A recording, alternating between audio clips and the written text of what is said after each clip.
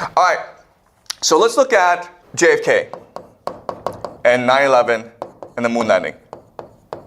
What are common characteristics about these three events? Okay. The first thing, of course, is that they are spectacles. You can say that they are rituals. A lot of care, a lot of attention was put into preparing these rituals. So for example, the JFK assassination, look at the location, right? Look at the choreography. Okay? They did it purposely in front of people, but also in front of cameras, so that it will be remembered forever. Okay? The moon landing as well, 9/11 as well. Okay? That's the first thing. Second thing is the idea of numerology. So when you look at these events, what you'll find is that numerology is very important. Okay? It's a very simple concept to understand. So for example, let's just say you want to get married, right? Well, you want to pick an auspicious date. So maybe August 8th, 8/8, right? Or June 6th, an auspicious date. Because that will give your wedding the most chances to prosper. You also want to pick a nice location for feng shui. Right? Same thing with this idea. Okay? So let's look at the numerology. JFK was November 22nd, 1963. 11/22/1963. The moon landing was 1969. And then 9/11 was, of course, 9/11. Pretty easy to remember, right? Okay. Now, what's interesting is that these are all triangular numbers. Okay? What are triangular numbers? 1, 3, 6, 9. Right? 1, 3, 6, 9. 1963. 1969. Okay? Also, the number 33 is very, very important.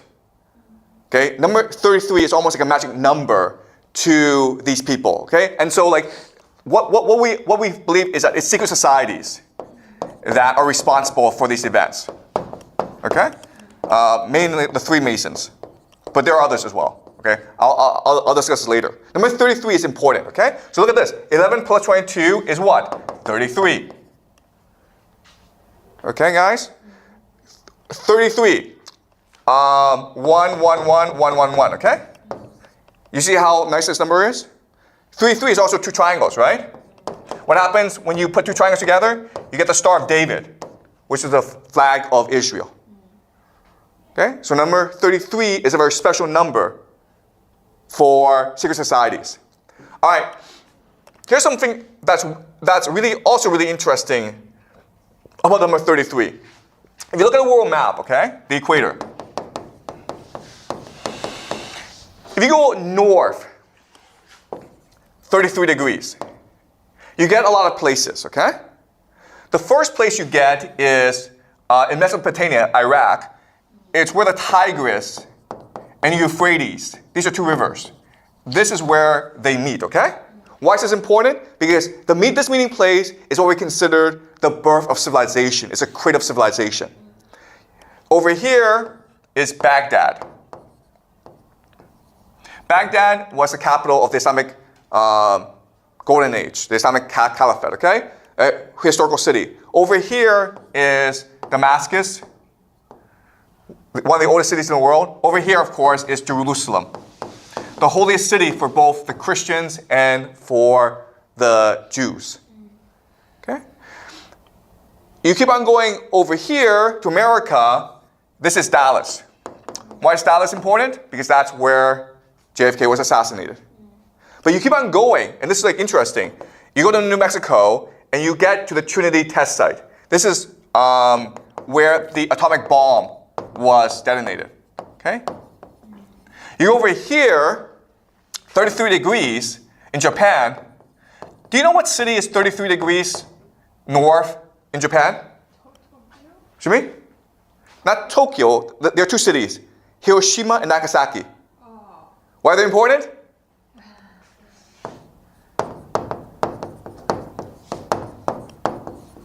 Okay? These are the two places where the atomic bomb was dropped.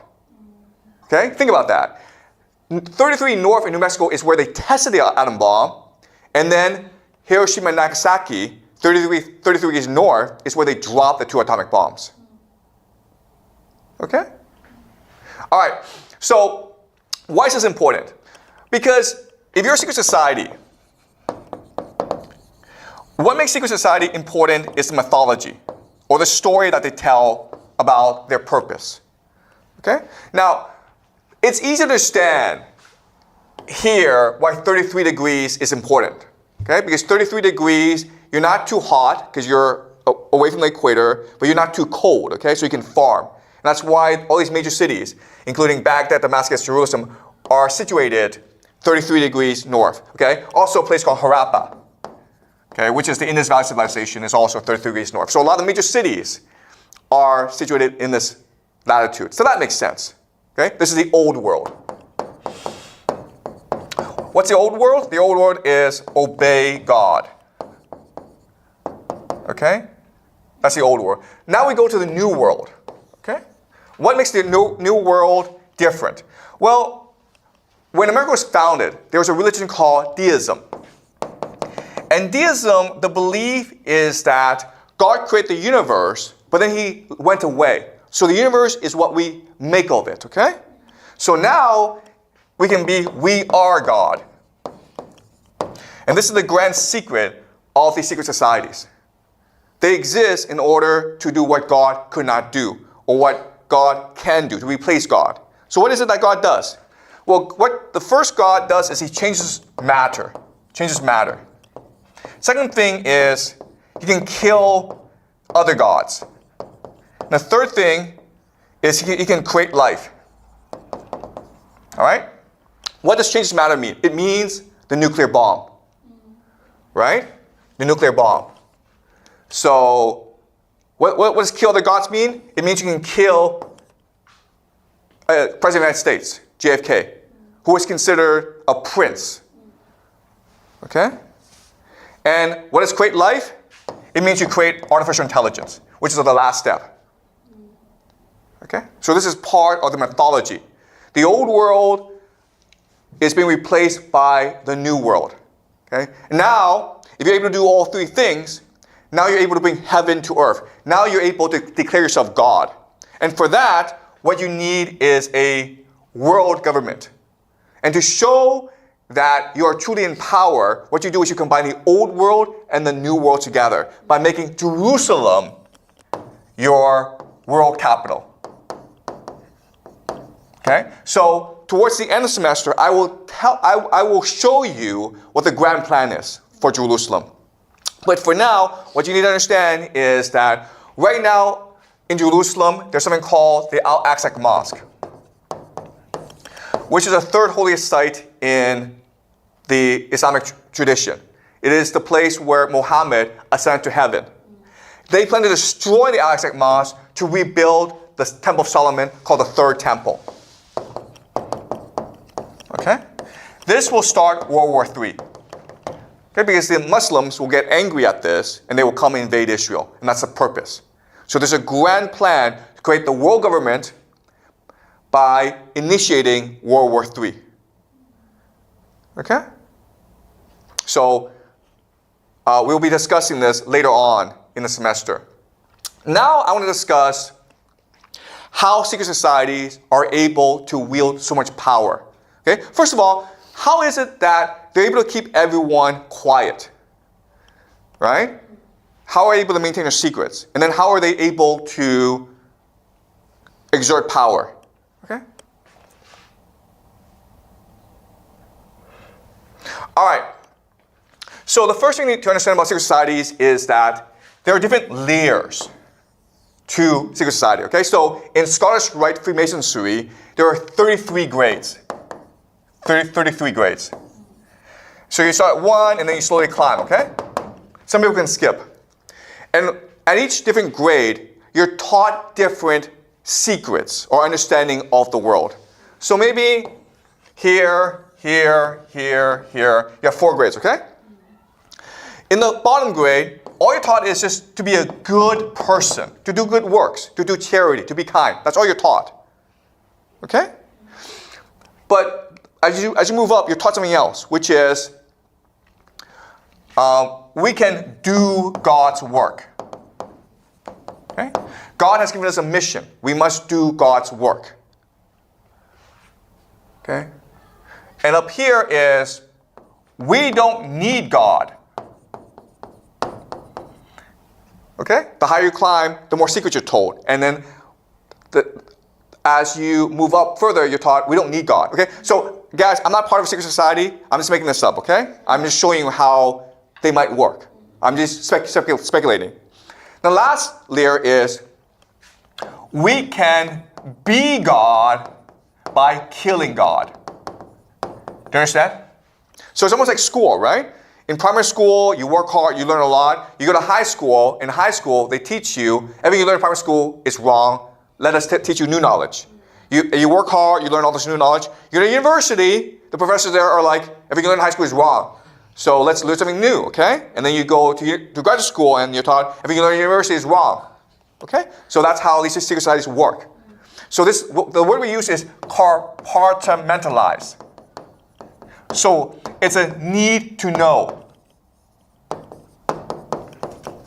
Okay? Does that make sense? You are only taught what you need to know at your grade. Okay? And as you can see, the secrets get worse and worse as you climb.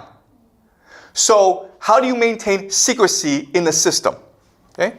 So there are two major mechanisms. Okay? The first major mechanism is incentives. Incentives. The idea here is the higher you climb, the more power you have. Okay? So these people in the middle, all they care about is maintaining their privilege. Okay? So does that make sense? Incentives. Okay? The higher you climb, the more invested you are. Therefore, you want to believe the lie. Okay? Then there's blackmail. So if you really want to climb to the top, you have to reveal your secrets too. So you can be blackmailed. Okay? And we talked about this, right? The idea of transgression. If you really want to climb to the top, you have to commit crimes with other people. So therefore, you can never betray other people. Okay? And the last thing that helps the system is confirmation bias. And the idea of confirmation bias is you just want to believe what you want to believe. Okay? People don't want to believe the government lies to them.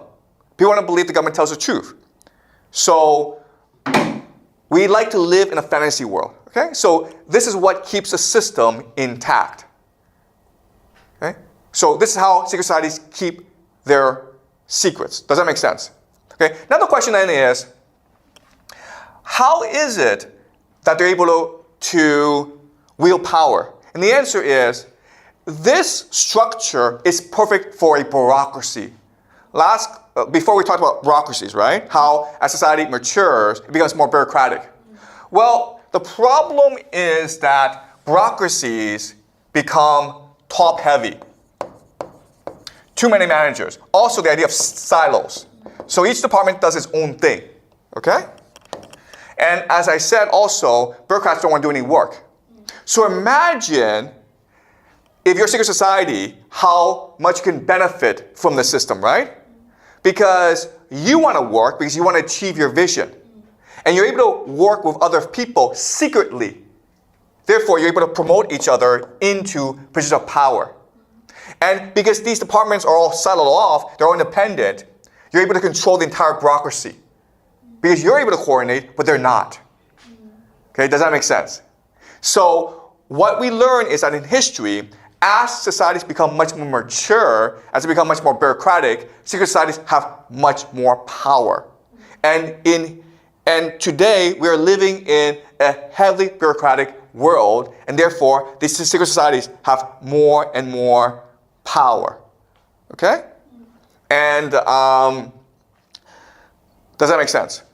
The other thing that we need to remember is that there are thousands and thousands of secret societies. Okay, so let's name some of them. The Freemasons,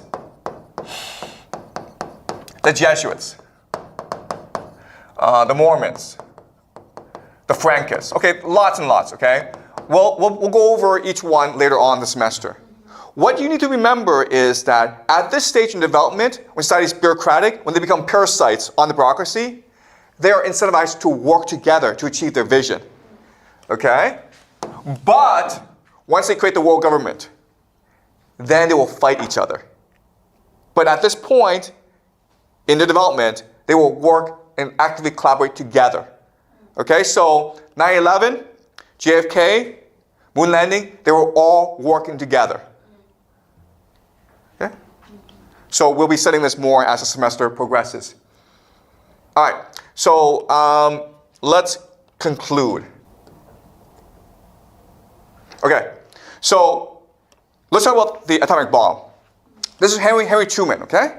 Henry Truman is the 33rd president of the United States. Number 33, right?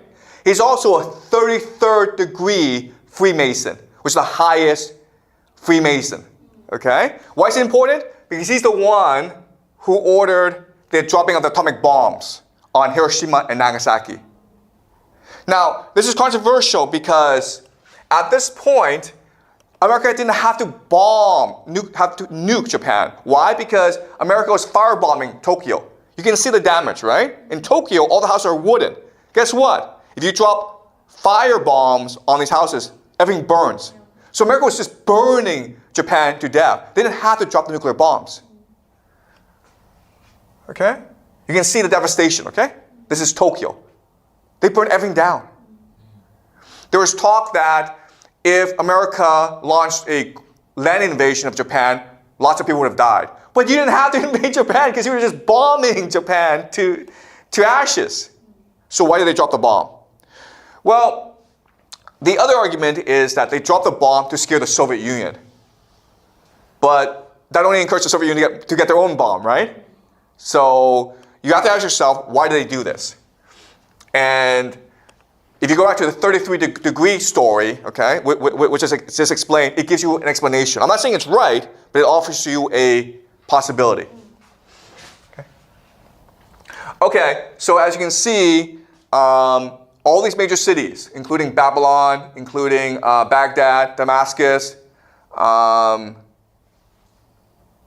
Hiroshima, are all part of 33-degree latitude, okay? Guess what, guys? A lot of famous athletes